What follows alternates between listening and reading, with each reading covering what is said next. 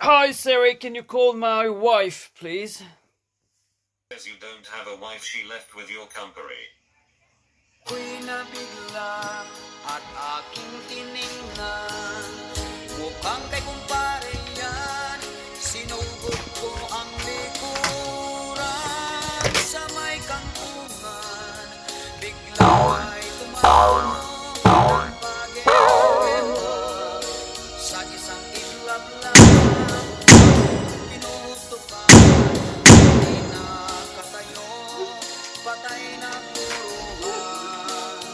At siya'y aking tinitigan, walang duda si kumpare yan.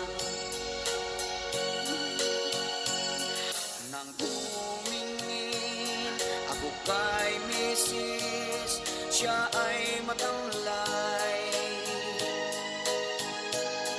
Ako'y nagsisi sa bandang huli, darling, I'm sorry. Ako ay na-late na sa ating date sana ng wedding anniversary. Dahil may umakit, sexy mga chicks.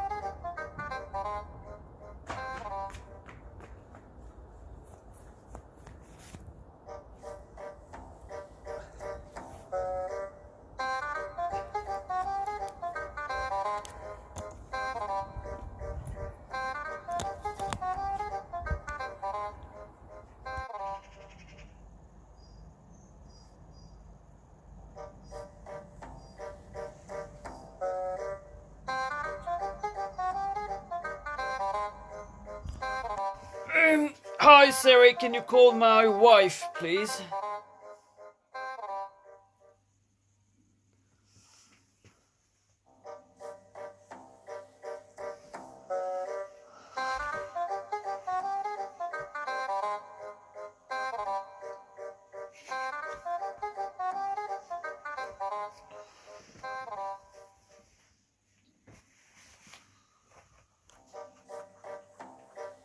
Mang totoo